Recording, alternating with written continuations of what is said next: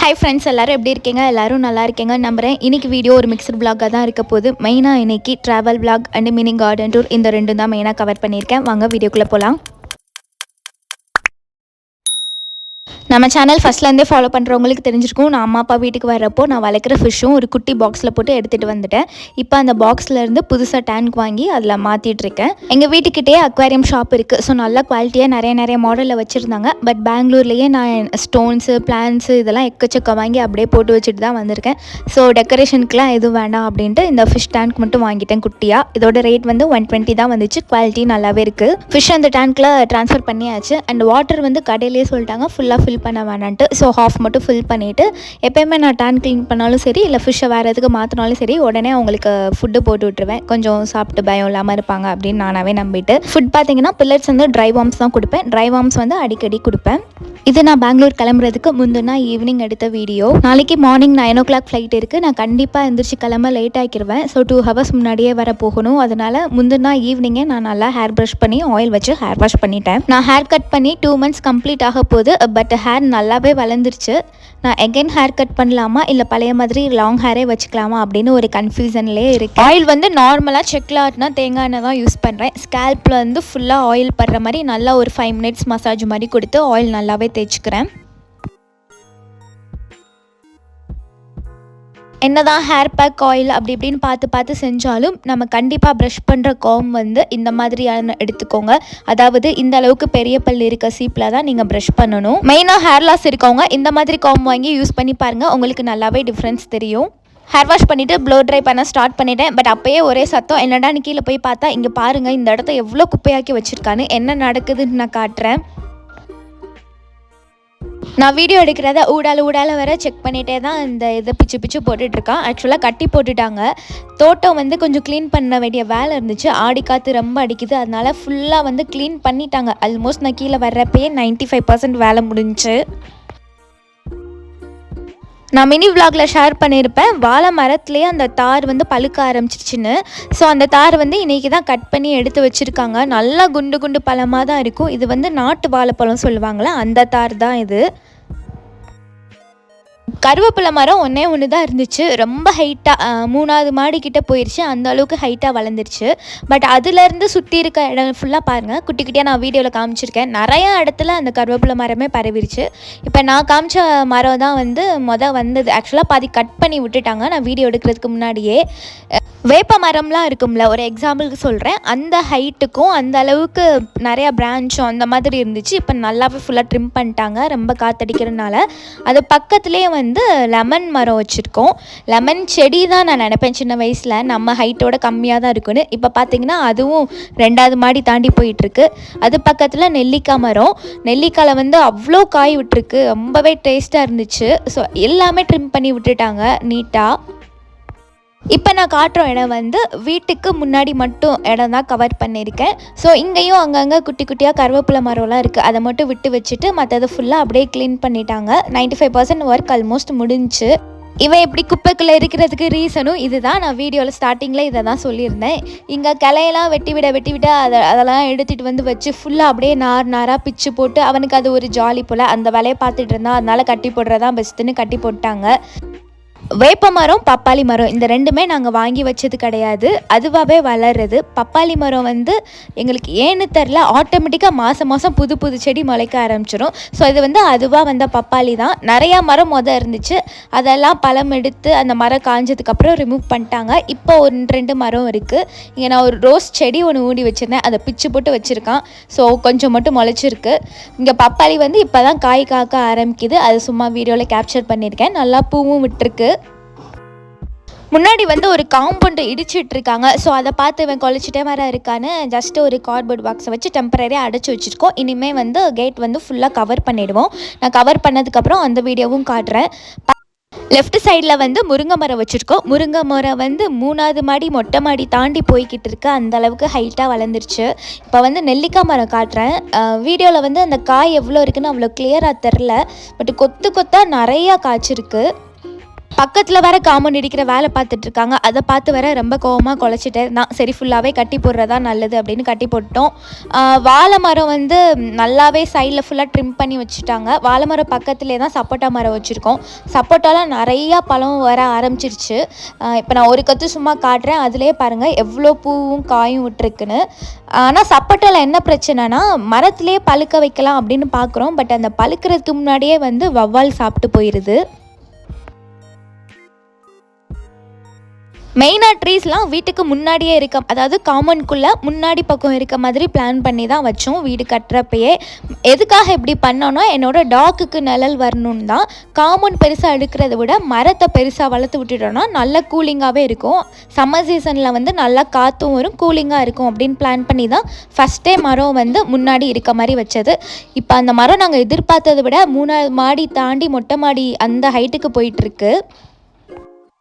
இதில் என்ன அதிசயம்னா ஆடி காற்றுக்கு முருங்கை மரம் தான் உடையுன்னு சொல்லுவாங்க. பட் ஒரு கிளை கூட உடஞ்சி விழுகவே இல்லை. ஆனாலும் நாங்கள் பயந்துட்டு தான் எதுக்கும் ஃபுல்லாக வெட்டி விட்டுறலாம் சைடெலாம் அப்படின்ட்டு அந்த வேலை பார்த்துட்ருக்காங்க. நான் எப்பயும் போல் சும்மா வீடியோ தான் எடுத்துகிட்டு இருந்தேன். ஆக்சுவலாக இந்த க்ளீனிங் வேலை பார்க்குறது ஃபுல்லாக மெயினாக அப்பா தான் பண்ணிகிட்டு இருந்தாங்க. கூட அம்மாவும் ஹெல்ப் பண்ணிகிட்டு இருந்தாங்க. இவன் வந்து முடிஞ்ச அளவுக்கு எவ்வளோ குப்பையாக்க முடியுமோ அதை பண்ணிகிட்டு இருந்தான். இப்போ இவனுக்கு என்ன குஷி ஆயிடுச்சுன்னா ஒரு வண்டு ஒன்று வந்துருச்சு. அதை எப்படியாச்சும் பிடிச்சே ஆகணும்னு குதிச்சு அதை பிடிக்க தான் ட்ரை பண்ணிகிட்டு இருக்கான். அதுவும் அவனை சுற்றி வர வந்துட்டு இருந்துச்சு. ரைட் சைடு கொஞ்சம் இடம் இருக்கும். அங்கே வந்து தனியாக ஒரு கேட்டே போட்டுட்டோம். ஏன்னா அங்கே வந்து பைப்பு ப்ளஸ் இவனோட மெடிசின்ஸ் அந்த மாதிரி நிறையா தான் அங்கே தான் சேவ் பண்ணி வைப்போம். அதெல்லாம் இவன் எடுத்து போட்டுறக்கூடாது அப்படின்ட்டு அங்கே தனியாக ஒரு கேட் போட்டு மூடி க்ளோஸ் பண்ணிவிடுவோம். ஸோ இப்போ அந்த கேட்டில் வந்து சப்போட்டா மரம் சாஞ்சிருச்சு. நிறையா காய் வர விட்டுருக்கனால அது கட் பண்ண மனசு வராமல் அதை டைட்டாக கட்டிகிட்டு இருக்காங்க. இப்போ காமன் வந்து முன்னாடி இந்த இடிக்கிற வேலை இதை தான் பார்த்துட்ருக்காங்க. அந்த பக்கம் அந்த வேலை நடக்குது. இங்கே வீட்டுக்குள்ளே வந்து செடியெலாம் ட்ரிம் பண்ணுற வேலை நடக்குது. இன்னொரு சைடு குட்டியாக ஒரு வழி போகும். அங்கே வந்து செம்பருத்தி செடி இந்த மாதிரி நிறையா வச்சுருந்தோம். பட் அதெல்லாம் எடுத்து விட்டாச்சு. இப்போ ஒரு வேப்ப மரம் மட்டும் அங்கிட்டு வளர்ந்துட்டுருக்கு. இனி அந்த ஏரியா க்ளீன் பண்ணணும். காற்று அவ்வளோ சூப்பரான காற்று வந்துட்டு இருந்துச்சு. இந்த வீடியோ வந்து நான் மதியம் 1 மணிக்கு எடுத்துகிட்டு இருக்கேன். பட் பார்க்குறதுக்கு ஈவினிங் 6 மணி மாதிரி தெரியும். வாழைக்கிழங்கு பற்றி எத்தனை பேருக்கு தெரியும்னு சொல்லுங்கள். வீட்டில் வாழை மரம் வச்சுருக்கோங்க. கண்டிப்பாக வாழைக்கிழங்கு எடுத்து சமைச்சு சாப்பிடுங்க. ரொம்ப ரொம்ப நல்லது. இது உங்களுக்கு கடையில் மோஸ்ட்லி கிடைக்காது.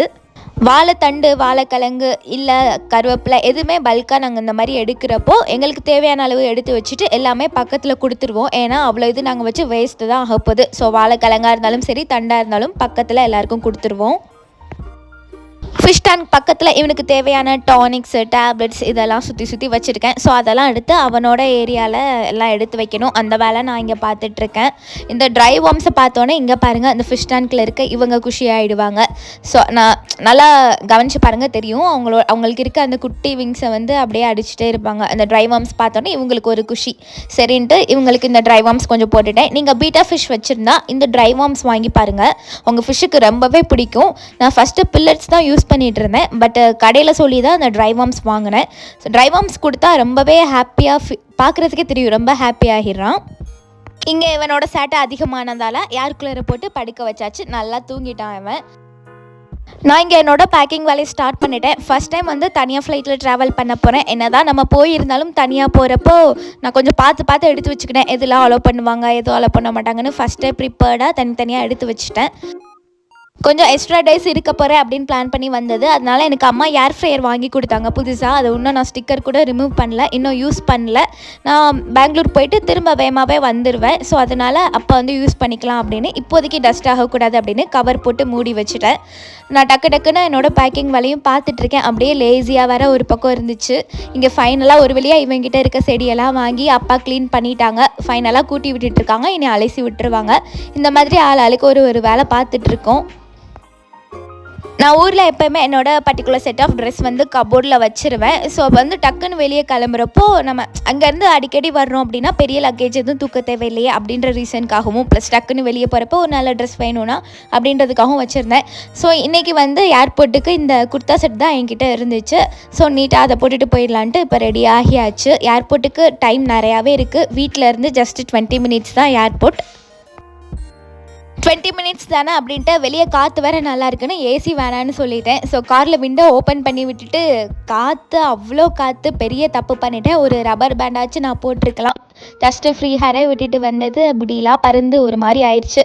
இப்போ என்னோடய காலேஜ் வந்து கிராஸ் பண்ண போகிறேன். அபவுட் மீ வீடியோவில் நான் எந்த காலேஜ் அப்படின்றத பற்றியும் சொல்லியிருந்தேன்.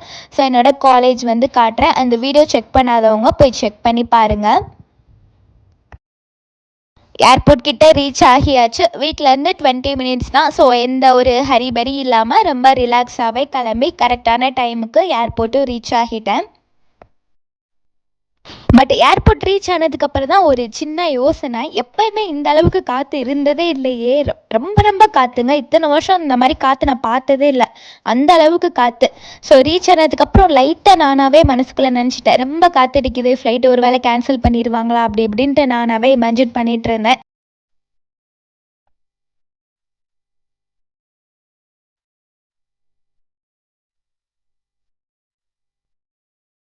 நான் மார்னிங் ஃப்ளைட் புக் பண்ணியிருந்தேன். மார்னிங் டைம்னாலேயா என்னன்னு தெரில, அங்கே வந்து 80% வந்து இன்டர்நேஷ்னல் ஃப்ளைட்டுக்கான பேசஞ்சர்ஸ் தான் வச்சுருந்தாங்க. டொமஸ்டிக் ஃப்ளைட்டு அந்த ஏரியாவே காலியாக தான் இருந்துச்சு. கிட்டத்தட்ட ஒரு புதுசாக 2 ஷாப் வேறு அங்கே லான்ச் பண்ணியிருக்காங்க போல்.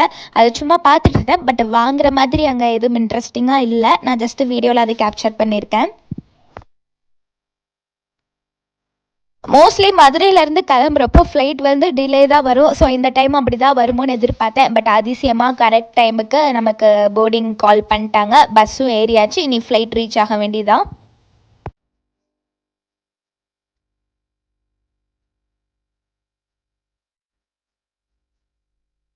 எப்போயுமே விண்டோ சீட் மட்டும்தான் நான் புக் பண்ணுவேன். ஸோ இந்த வாட்டியும் விண்டோ சீட் எடுத்தாச்சு. அதே மாதிரி இந்த ஃபேன் நேராக இருக்க சீட் எடுத்தால் கொஞ்சம் வேடிக்கை பார்க்கவும் சரி, வீடியோ எடுக்கவும் சரி கொஞ்சம் நல்லா இருக்குமே அப்படின்ட்டு அந்த சீட்டை புக் பண்ணியாச்சு. ஃப்ளைட்டும் ஒரு வழியாக ஸ்டார்ட் பண்ணிட்டாங்க.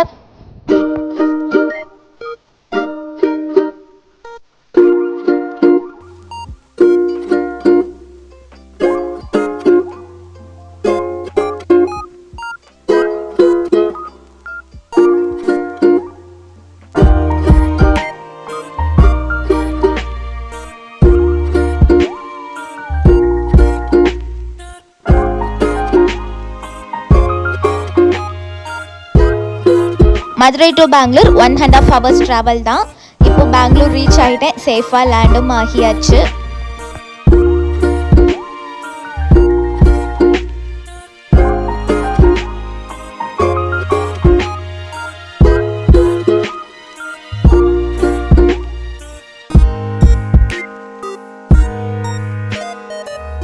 ஏர்போர்ட்டில் ஏதாச்சும் சாப்பிட்டு வரலான்னு பார்த்தேன். பட் நல்லா இருட்டிட்டு வந்துடுச்சு. மழை வர்றதுக்குள்ளே வீட்டுக்கு ரீச் ஆகிடலான்னு கேப் புக் பண்ணி கிளம்பியாச்சு. ஏர்போர்ட் இறங்கினப்போ கூட அவ்வளோ காற்று தெரில. பட் அப்பார்ட்மெண்ட் வந்ததுக்கப்புறம் நம்ம ஊரில் எந்த மாதிரி காற்றோ அதே அளவுக்கு காற்று, சொல்லப்போனால் அதை விட அதிகமாகவே காற்று, அந்த அளவுக்கு காற்றடிச்சிட்டு இருந்துச்சு. வீட்டுக்கு வந்து ஜஸ்ட்டு 10 மினிட்ஸ் ரெஃப்ரெஷ் ஆகிட்டு அண்டு ரெஸ்ட்டும் எடுத்துகிட்டு ரெஸ்டாரண்ட் கிளம்பி போயாச்சு. ட்ராவல் 1 hour தான். பட் ட்ராவல் பண்ண ரீசன்னாலையா இல்லை என்னன்னு தெரில, ரீச் ஆனதுக்கப்புறம் நல்லா பசி எடுக்க ஆரம்பிச்சிருச்சு. ஸோ நல்லா ஆர்டர் போட்டு சாப்பிட்டாச்சு. பெங்களூரில் வந்து நந்தனா ஹோட்டல்னு ரொம்ப ஃபேமஸான ஹோட்டல், நிறையா பேருக்கு அது தெரியும். ஸோ வீட்டுக்கிட்ட அது இருக்குன்னால டக்குன்னு அங்கே கிளம்பிட்டோம். சுப்ரீம் போன்லெஸ் பிரியாணி அங்கே வந்து ரொம்ப ஃபேமஸ். கூட வந்து மகாராஜா மீல்ஸ்னு வாங்கினோம். பட் அந்த மீல்ஸ் வந்து நாங்கள் போன டைம் கொஞ்சம் லேட் ஆகிடுச்சு. மீல்ஸில் வந்து ஆல்டர்னேட்டிவ்னு நிறையா மாற்றி கொடுத்துட்டு இருந்தாங்க. ப்ராப்பராக ஒரு மீல் சாப்பிட்ட ஃபீலும் வரல. ஃபிஷ் ஃப்ரை ஒன்று ஆர்டர் பண்ணோம். அது ரேட் வந்து 500. பட் அப்படியே பழைய மீன். ஸோ வந்து நாங்கள் அப்படியே கொடுத்துட்டோம், கேன்சல் பண்ணிட்டோம். அண்ட் கோகோனட் புட்டிங் ஃபைனலாக வாங்கினோம். அதோட டேஸ்ட்டு சூப்பராகவே இருந்துச்சு.